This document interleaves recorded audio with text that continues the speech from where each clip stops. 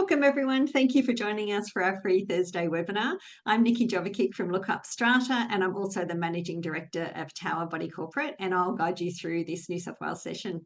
Today we're examining the recent reforms to embedded networks in New South Wales. Now these changes took effect on the 1st of July and they are significant. If your scheme has an embedded network or is planning one, it is crucial to understand the new compliance landscape. We'll discuss the practical implications of these reforms, including updated disclosure obligations and contract requirements, as well as the changes strata managers, owners and developers must make going forward. The session will include information about the energy and consumer protection policy and explore how embedded networks now fit into the broader regulatory framework. Drawing from the new legislation, today's session will focus on the key changes: term limits on embedded network contracts, mandatory disclosure in both regular and off-the-plan sales, and new requirements for strata information certificates. These reforms are good news for consumers because they aim to prevent owners from being locked into long-term contracts, non-competitive utility agreements, and ensure that buyers are fully informed before they purchase a lot.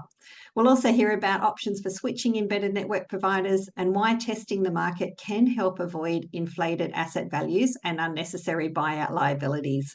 We're joined today by Joseph Arena from Embedded Network Arena, who brings a wealth of technical and industry knowledge, and Rod Smith from the Strata Collective, who offers valuable on-the-ground strata experience. Together, they will help us make sense of the legislative changes and how to apply them in the real-world strata context. This is a New South Wales specific webinar, and all references to legislation today relate to New South Wales.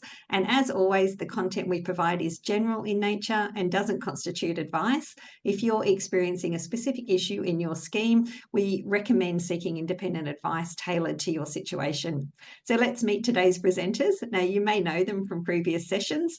Joseph Arena is the founder of Embedded Network Arena and Arena Energy Consulting. He's a trusted expert in the field of embedded energy arrangements. With deep knowledge of both regulatory compliance and consumer impact, Joseph helps schemes and service providers navigate this often complex space with clarity and independence. And Rod Smith is the director of the Strata Collective and a highly experienced strata manager. Rod is known for his practical advice and strong focus on ethical management. He brings first-hand knowledge of how the new reforms will affect daily operations for strata committees and managers alike. So we welcome Joseph and Rod. Let's get started, and thanks so much for joining us. Thank you so much for the warm welcome, Nikki. It's great to be back again talking about a topic that I find exciting, embedded networks. Not everybody else does, but happy to dig into that today. Thanks so much, everyone, for joining. This is a really interesting time in strata in terms of the embedded networks sector. It's a sector that most of us have known needs some reform for a long time. And there's some great test cases, and I'll be sharing some case studies from our business later on of how good it can be when it works well. But also there's a lot of horror stories, and we've probably seen one of the best and one of the worst cases. We're going to dive in later on into the legislation, but I think the changes are really positive, and some of the things that we're seeing already in the marketplace are really positive in this space as well. So yeah, really exciting that this is finally starting to get, for lack of a better term, cleaned up and clarified. The pendulum swung back into the middle for the owners, which is great. So yeah, that's a fantastic point. Even before we just get started, obviously it's about New South Wales and strata legislation today, but the whole regulatory framework overseeing embedded networks across Australia, the bar is raising significantly. We've got a national overview, we've got state-based jurisdictional reviews, we've got people like IPARD and organisations looking after people's individuals' interests. So the whole bar of embedded networks is raising significantly. Firstly, just a little bit of a touch base just on embedded networks first, about the sector size. Just a little bit of a quick refresh, like what is an embedded network, just so we really understand that. And then really the meat of the discussion today and the presentation today will be all about legislative changes for the act that just occurred in the last few months. Why it happened, what were the objectives, some of the key items that we'll focus on today. And Nikki touched on choice for owners corporations. So again, we'll run through how that sort of works and what some options are around that. And then Rod will run through his case studies. So firstly, just about the embedded network sector size. Can't say that really quickly. There's really no public information on how many people live in embedded networks. There's some estimations. the regulators are again raising the bar and trying to understand firstly how many embedded networks there are across Australia. Then the second level of so its interaction really is trying to work out how many people actually live in embedded networks. So certainly we estimate there's over a million residential lots, across Australia. So that could be 2 million people perhaps living inside embedded networks, maybe more, depending on how people on average live in each apartment, of course. In New South Wales, probably around 300,000 to 400,000 lots we would expect to be in that sort of sector size. And certainly the fundamentals are very similar around the country. There's certainly state-based jurisdictional variations, but today's focus really is just all about strata sector New South Wales. So yes, but let's just do that quick refresher about embedded networks first. So an embedded network is a utility supplied to a building where a multi-tenanted setup. Today's residential focus, so residential buildings, retirement villages, those sort of things would certainly be very common to be embedded networks. Certainly in New South Wales since around 2010, 2012, when some of the rule changes started to evolve, the new embedded networks development started to increase sort of significantly since then. So all of the utility first runs through it's called a private network, and measured then at a gate meter or a private meter, measures all the total consumption or total energy or utility use of the site. So downstream of that, you have child meters or subordinate meters that measure the individual customer's energy usage. And we'll see some examples of that in a second. But certainly common utilities are electricity. The second common one would be hot water. Interestingly, you can have an embedded network that's either electricity or hot water, but often more recently in the last 10 years or so, a lot of buildings have both as well. And we talk about sort of centralized air conditioning can be sort of classified as an embedded utility as well, embedded network as well. Not in all buildings, but certainly becoming a little bit more common these days. Perhaps potable water billing sort of can do that sort of as an embedded utility as well. And recently, discussions around EV, batteries, solar, all these sort of different discussions are coming into various sort of forms of embedded utilities. The question about private fiber networks also comes into question. It's sort of an embedded network, but sort of isn't. From a legislative perspective in strata legislation, it's not classified as an embedded network in the same sort of way, even though it sort of operates and smells a little bit like an embedded network, but the rules and regulations around that are quite different compared to the other energy more related utilities. So picture's worth 1,000 words. So for people who prefer to see things pictorially, you picture a residential building, where the green circle is, that would be the parent meter or the gate meter that measures all the energy for the whole site, or the gas electricity for this one.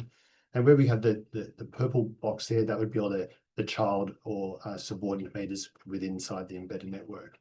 So from a centralized hot water perspective, where that green circle is, that would be the bulk utility coming into the building, either it's gas or the cold potable water that's coming into the building. And where that purple box is the hot water meters for each apartment. Generally, they're located in a corridor, in a meter cupboard. Sometimes they might be inside apartments or in the ceilings, but for the most part, to be an embedded network, it needs to be metered as well. So often you'll find gas cooktops inside buildings as well that are embedded networks.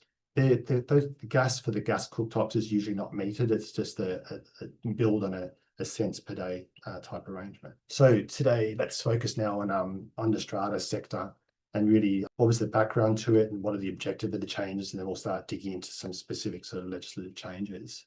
So around 2021, the New South Wales government reviewed the current Strata Act and really responding to the evolving needs of the whole strata community. So exponential growth at the moment, and Rod can talk to that as the strata, the number of strata buildings that are coming on board in the last 20 years it's obviously growing exponentially. So there were certainly some key findings and recommendations about embedded networks that came out of that report that evolved into the new strata legislation, which was passed earlier this year in February. While we're focusing on the Strata Schemes Act today, very similar sort of changes occurring in the Community Land Management Act. There's certainly a lot of embedded networks that fall into that sort of legislative framework as well. And as Nikki said, it started on the 1st of July, so it's operational now. There's no sort of honeymoon period. It's bang today, it's starting straight away. So the key objectives really is about protection for consumers. We'll talk about long-term contracts. Historically, under the legislation that was allowed for long-term contracts with embedded networks.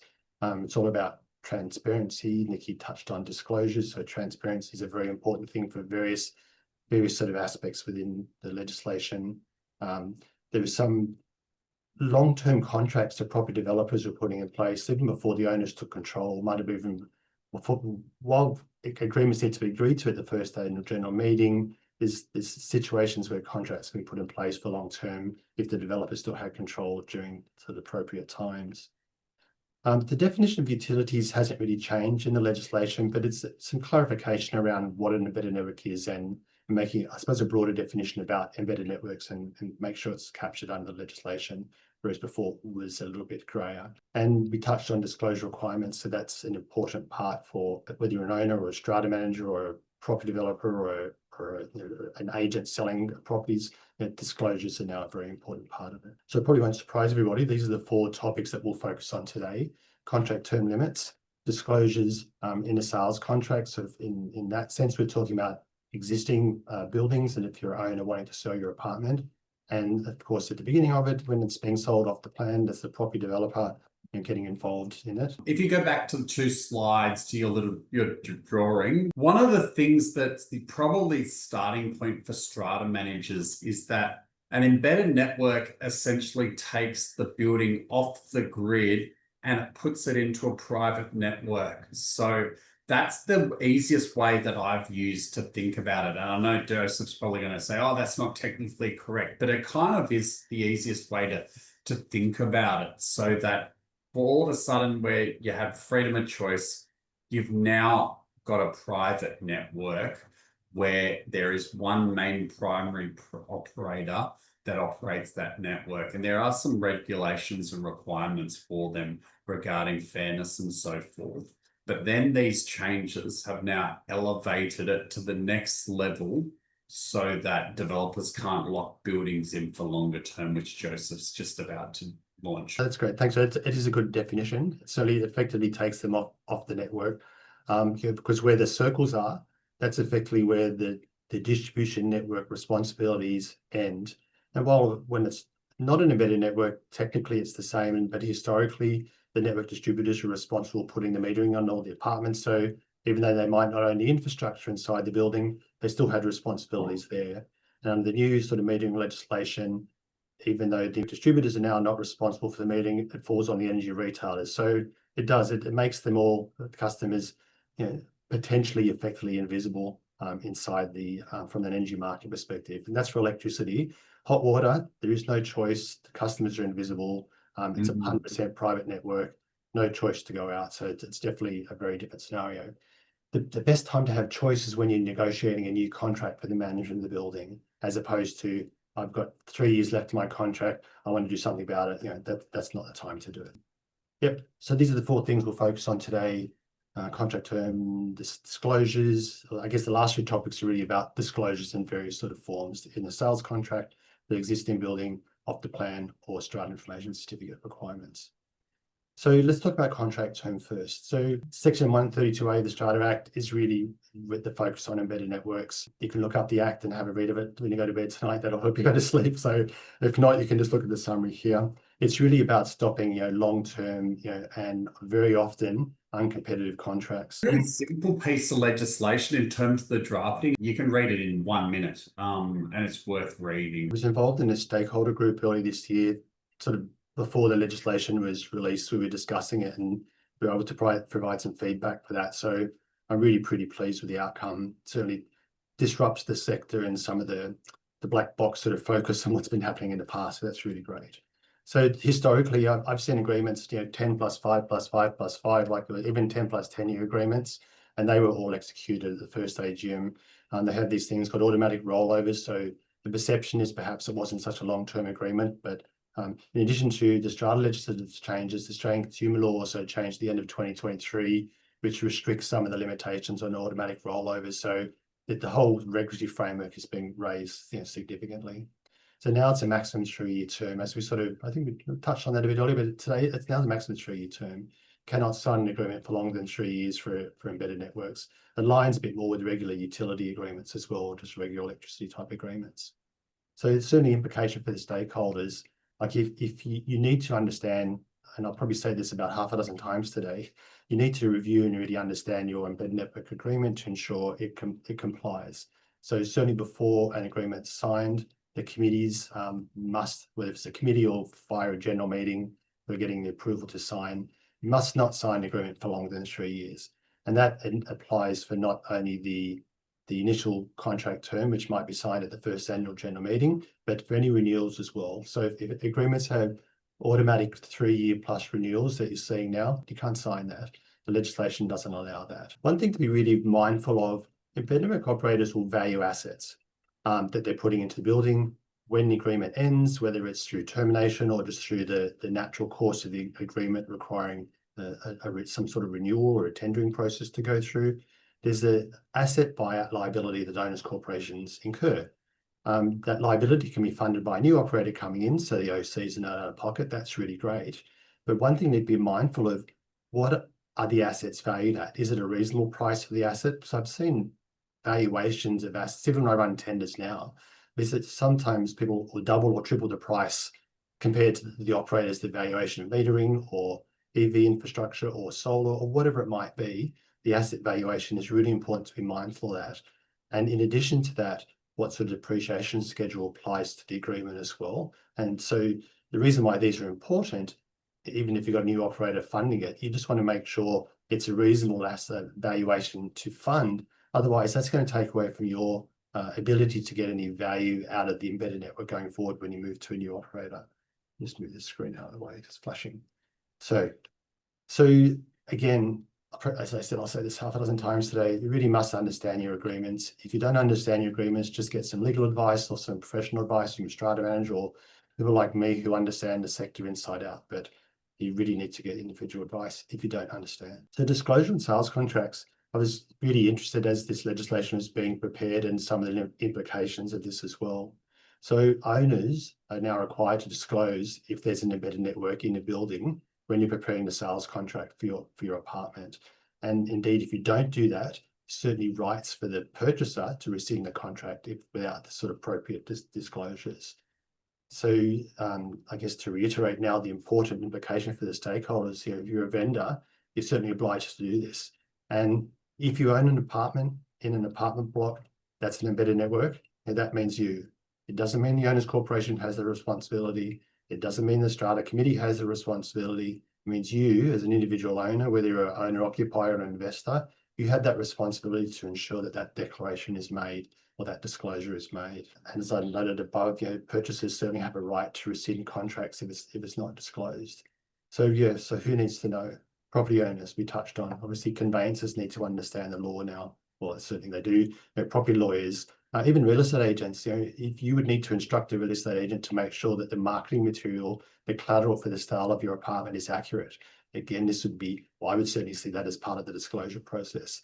And to state the obvious, strata managers need to know what's going on as well, understanding your portfolio, if you're giving advice to any owners, either potential owners or existing owners in your building, so that you manage, you need to understand that as well. Again, reiterating, disclosure is key all the way through. If you don't know what to disclose, just get some advice about that. So while we talked about just about existing apartment buildings, off the sale responsibilities now exist for property developers to off the plan sales. So if it's going to be an embedded network in the building, or if it's likely to be an embedded network in the building, that needs to be disclosed. The type of services, whether it's electricity, hot water, air conditioning, if there's solar or EV charges in there, all those sort of items need to be disclosed in the sales contracts. And all this information must be communicated to the purchase before settlement. So what are the implications of that? So certainly in the past, property developers in New South Wales, different states have different rules around that, but in New South Wales, there was no obligation for the property developers to disclose the information about an embedded network. So the new owners were absolutely caught off guard. So leading up to the first AGM, they would receive the initial paperwork leading up to the first annual general meeting, 50 or 60 or 100 pages worth of documentation, agenda item number 28, embedded networks, 9:30 at night. You guys need to vote on this contract. It's for 10 years. Embedded what? What's this all about? So it was definitely people were caught off guard. Technically, they probably should have read the 100-page document before the meeting, but it doesn't always happen, and people were certainly caught off guard. So property developers must disclose embedded network arrangements upfront, during the sale, in-scheme documentation. Any sort of non-disclosure certainly raises an option for purchasers to potentially rescind the contract. So if there are any property developers listening today, obviously seek independent advice to make sure you are compliant with all the rules. So strata information certificates, as I understand it, Section 184 in the strata legislation, I think it's just a new jargon or new terminology for identifying that requirement.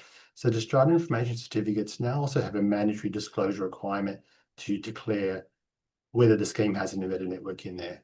Things like contract term and any sort of special conditions around that, type of utilities, again, electricity, hot water, gas, etc. All those utilities, who the embedded network provider is.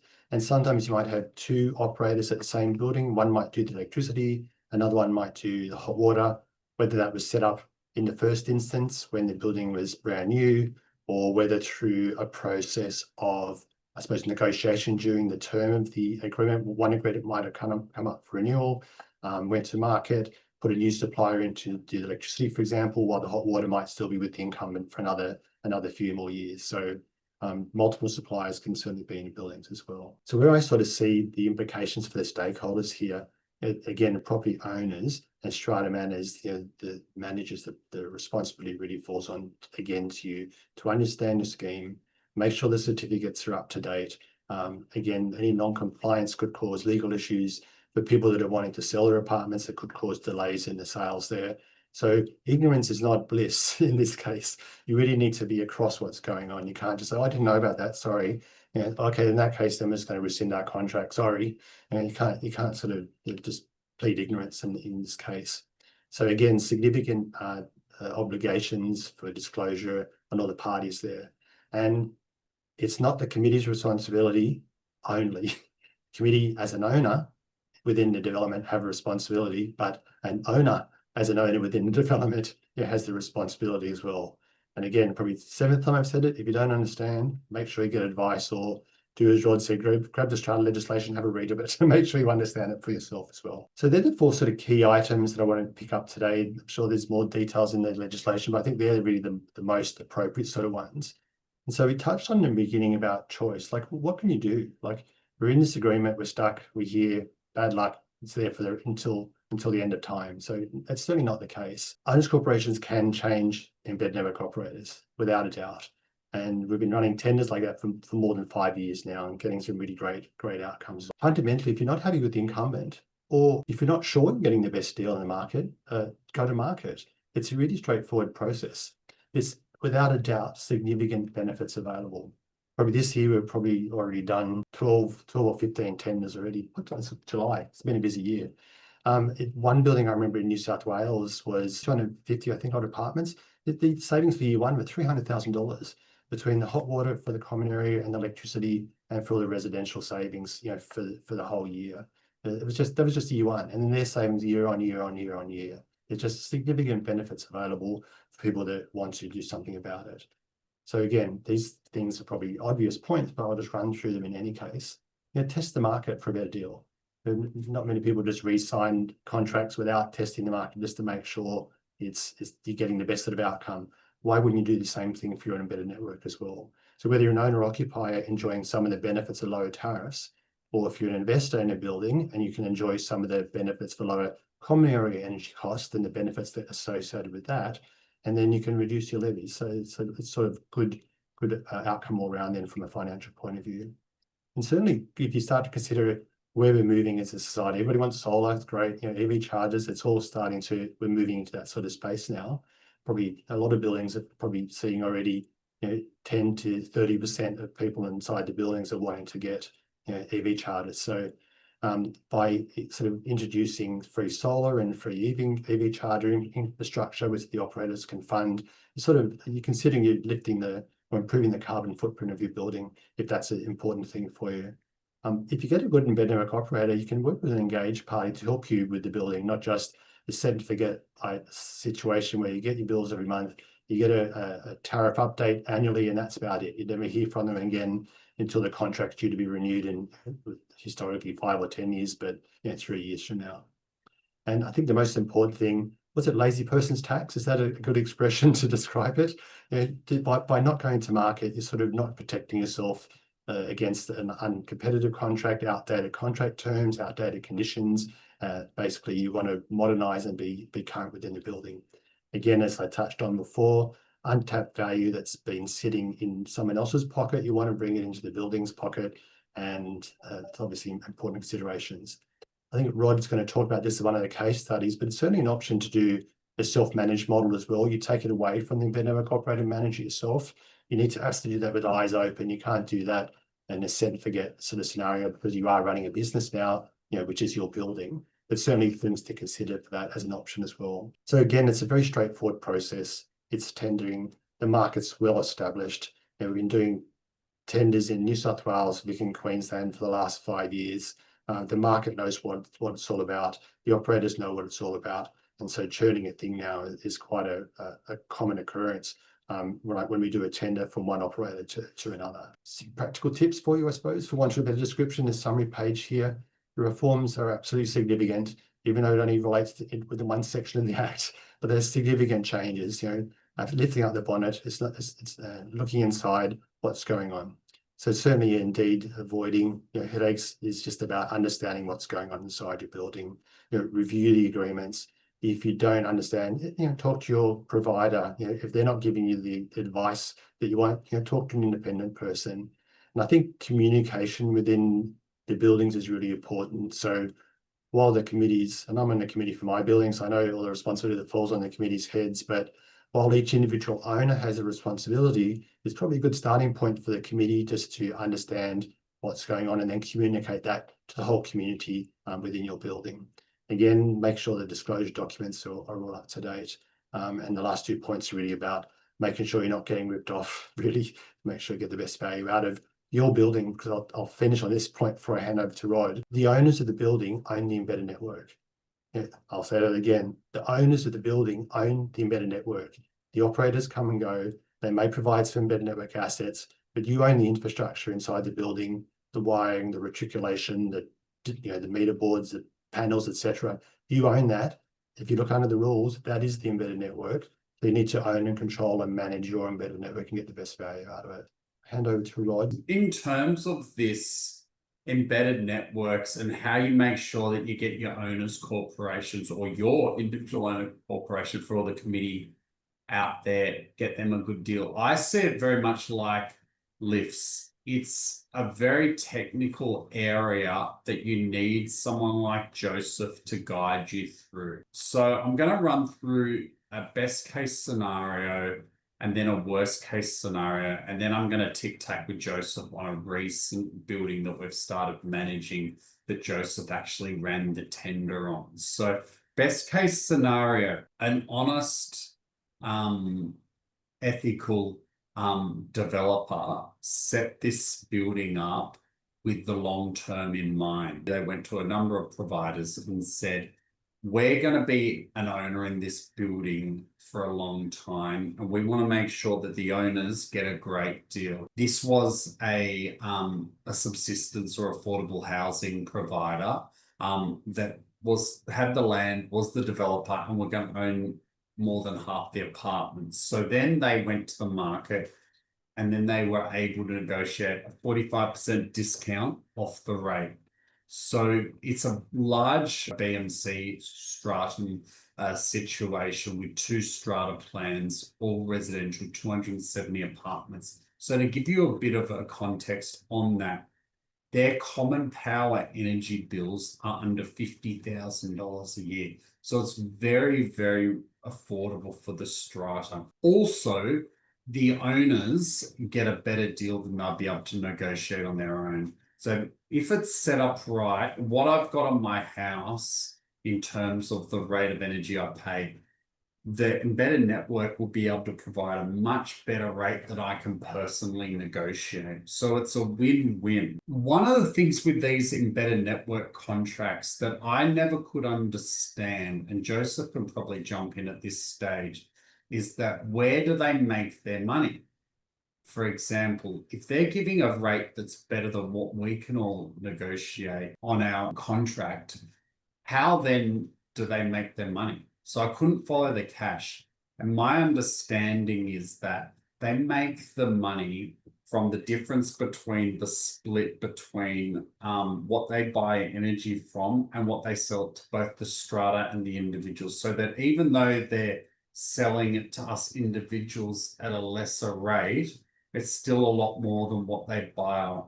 Hence how they make their profit. They also do have some fees, which everyone has some fees. My bank has some fees. Everyone's got some fees. But as long as it's fair and reasonable, then it can be a real win situation, if that makes sense. Joseph, did you have anything that you want to add? The fundamentals are sort of 100% accurate. I mean, it's an arbitrage between buying something at a cheaper rate and selling something at a high rate.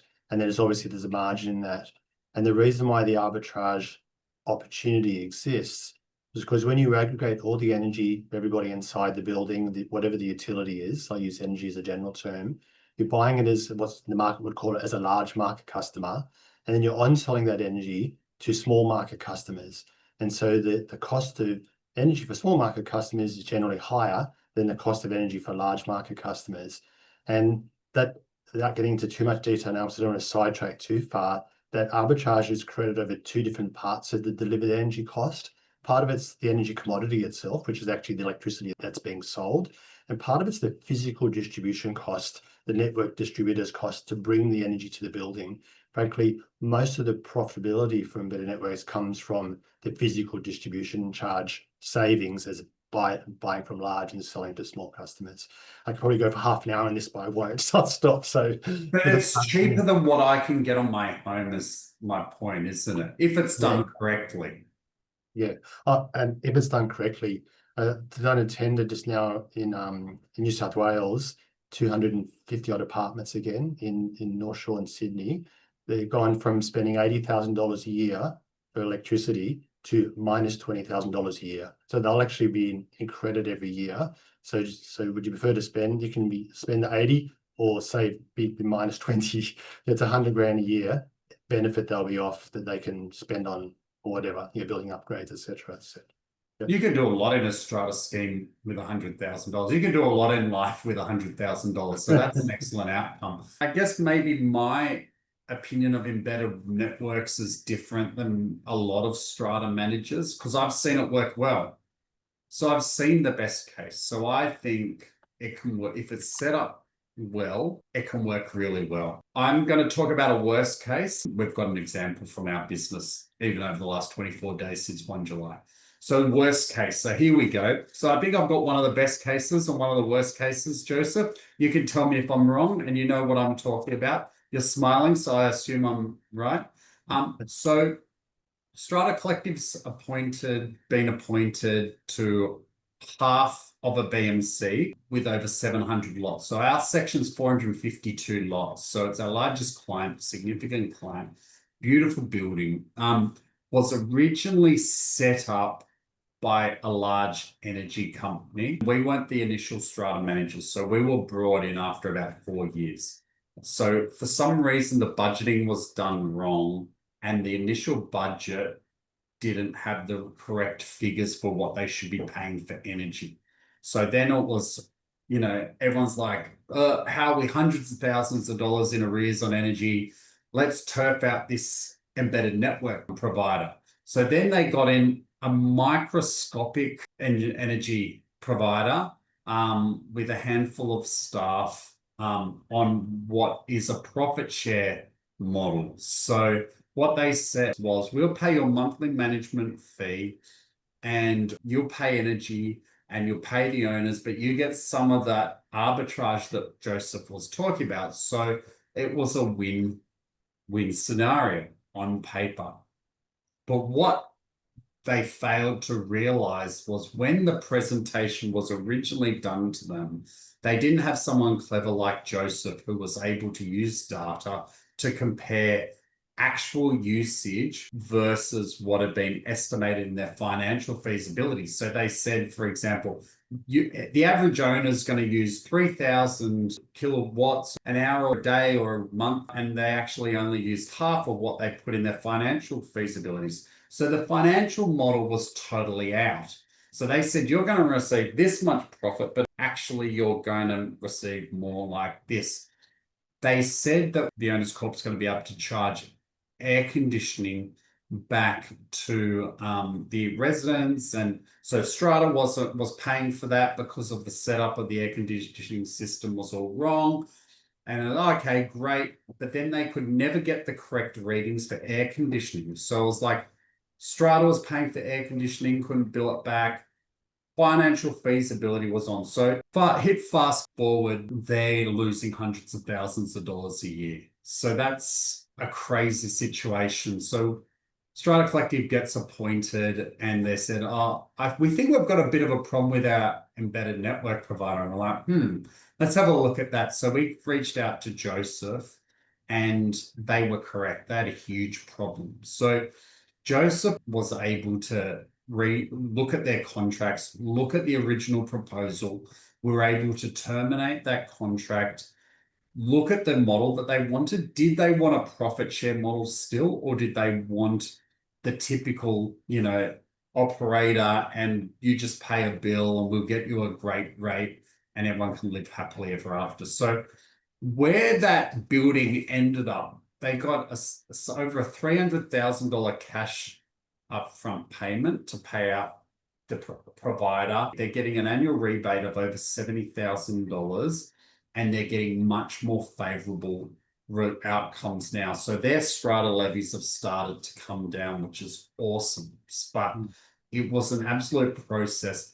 In terms of the contract, we needed to be really specific about terminating that poor performing embedded network. So we need to look at the contract terms, and we sent a termination notice in the window because it's one of those ones, no more than 6 months and no less than 3 months or something like that. So we needed to work out, we need to send it between the 24th of Jan 2022 and the 23rd of April 2022 or something like that. So as soon as we could, we issued the notice. Joseph got in there, had a number of Zooms with the committee, and then found a model that is going to work for them. Yeah, really good outcome. But in terms of this space, I can't recommend more highly getting Joseph or someone like Joseph. Joseph's the best I know, but to really look at what you've got now and then also explore with the committee the various options. Do you want a profit share model? Do you want a simple straight up and down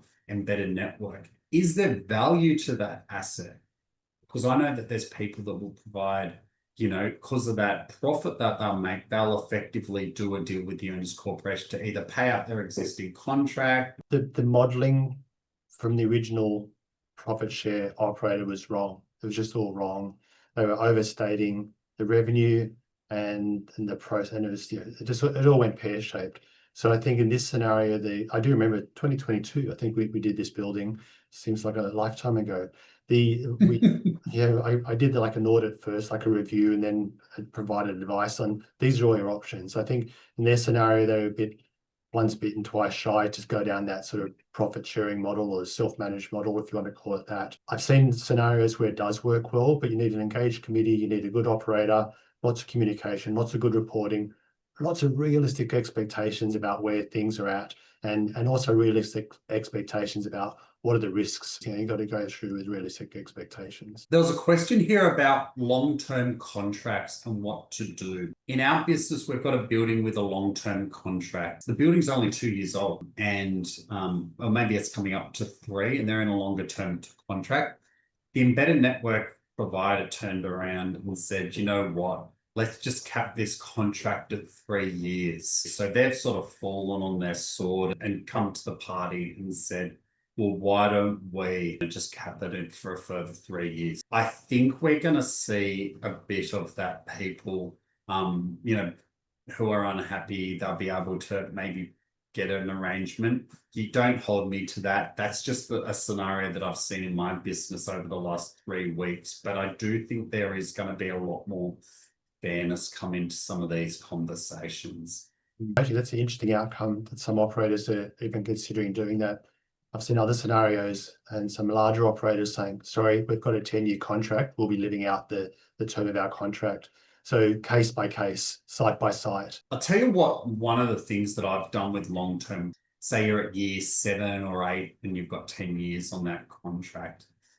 In my experience of those long-term contracts, often that they're back-loaded, even with building management. So that 7-year or 8-year mark, I'll often go up to the provider and say, look, if they're good, if they're rubbish, then you need to work out a plan B. But if they're actually good, you can come up to them and say, all right, we actually really like you, but we don't like the terms of your contract. You need to meet the market and we'll give you further term.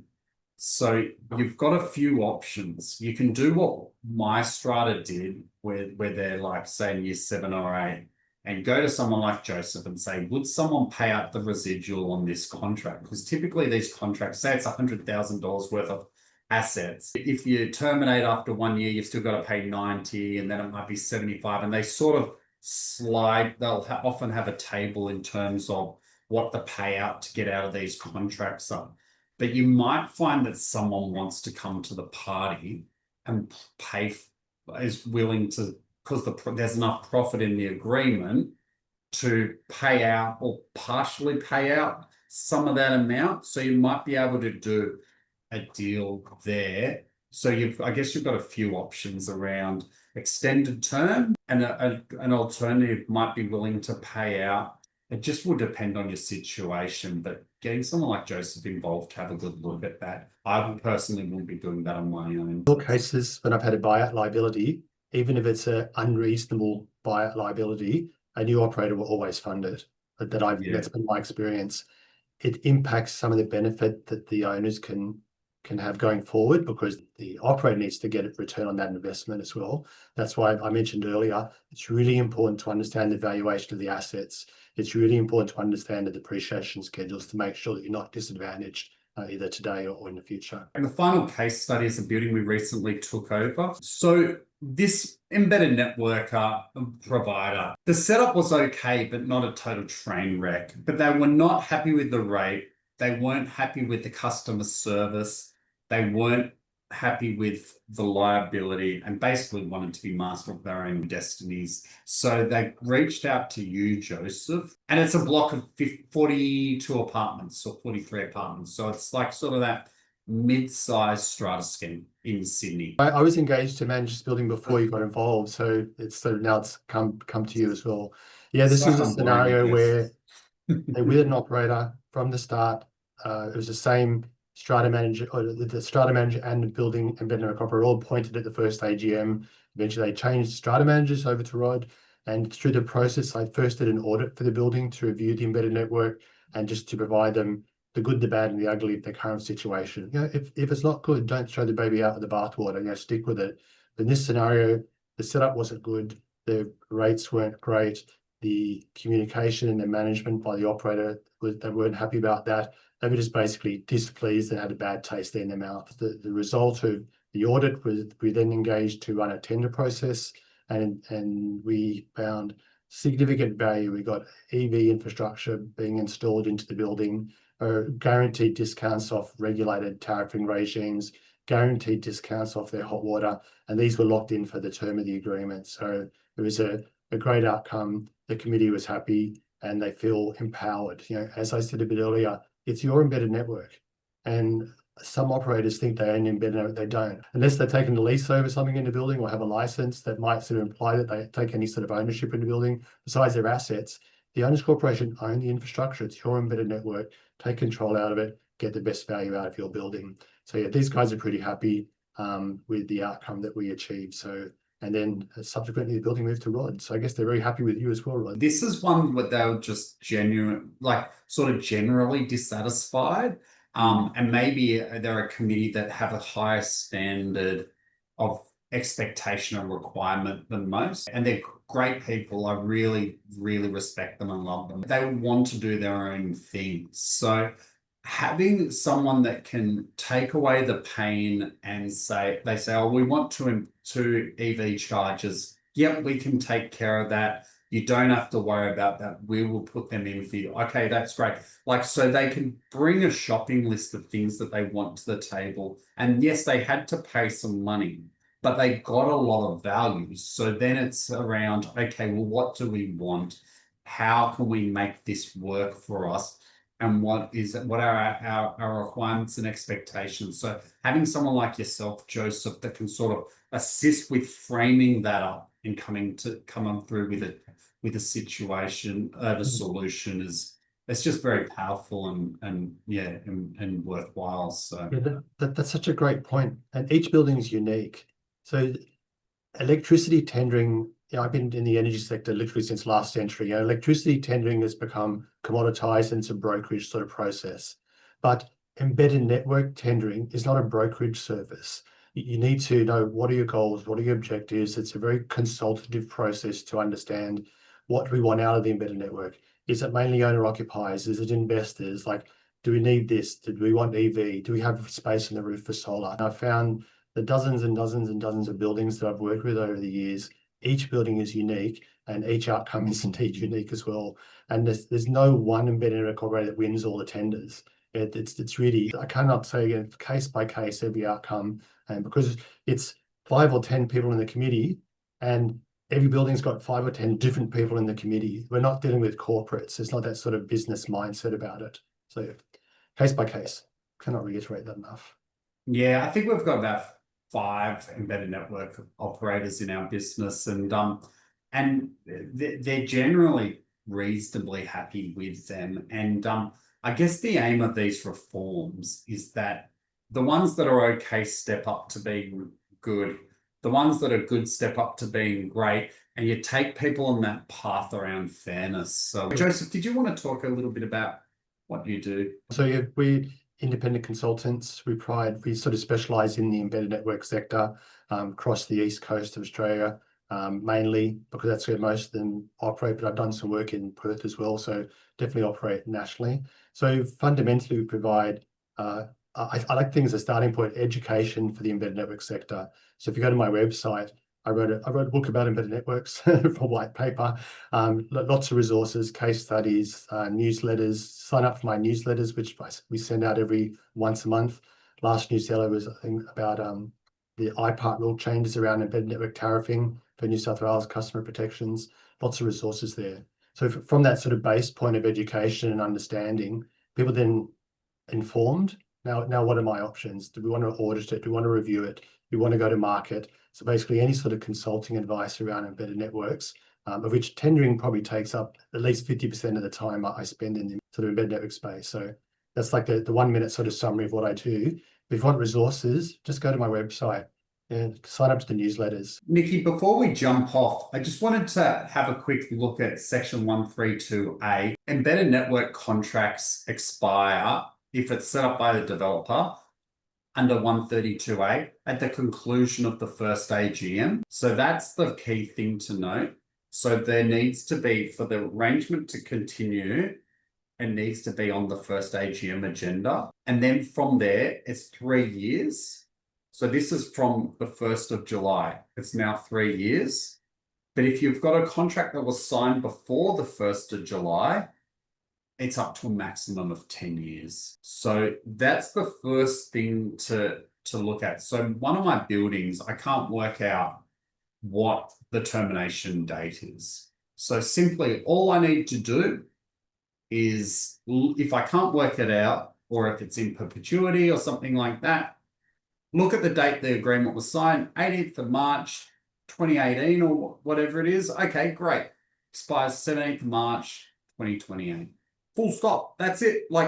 So I think that's really fair. So then from there, once you have that baseline data, then you can work out what is the strategy. Let's just wait out for another couple of years, or we can maybe look at doing something now, maybe speak to someone like Joseph now, and then move forward. That's the key change. It's a simple piece of legislation. If you've got an embedded network and you're not sure, or all the strata managers literally just pull it up, you'll read it in less than a minute. Some agreements have options to terminate for convenience. So be mindful of that as well. So you might need to take some legal advice on those options. It sounds like it's a really good opportunity, these legislation changes, for buildings to have a look at their current arrangements, and if whether they're not happy, or a bit concerned about what's happening, it's a good checkpoint to look back at the contract. If it is that 10-year contract term, Rod, that you were talking about, where it's hard to work out what the expiry date is, and you can work it out based on just that 10 years, does the committee then have to reach out to their provider? Most buildings with an embedded network manager would have a strata manager, because it's usually blocks over 40. It'd be very, very rare not to have a strata manager. So I guess the key thing would be to just, like Joseph said, get really clear on those dates, understand obligations, and then speak to someone like Joseph, and just move forward from there. So good time to review where they're at. Would you agree, Joseph, as well? Absolutely. Lift up the bonnet, have a look inside. What are my options? The good, the bad, and the ugly. You know, it's maybe you're on the best thing since sliced bread. You know, if not, do something about it. You can terminate this contract between this date and this date. Otherwise, automatic rollovers occur. And sometimes you need to be mindful of that to stop that. Commercially is the best way. The second option is to challenge it from a legal perspective under Australian consumer law. But it's easy to write a note to say we terminate from this date rather than having a legal battle, commercial outcome. So I try to always get to an outcome as a commercially negotiated outcome versus having to go through a legal battle. It's just a better outcome for everybody. If you gained value from this video, please hit like and subscribe to our YouTube channel. If you're looking for information about parking, strata insurance, defects and more, head over to lookupstrata.com.au or sign up to our free weekly newsletter via the link in the description box below.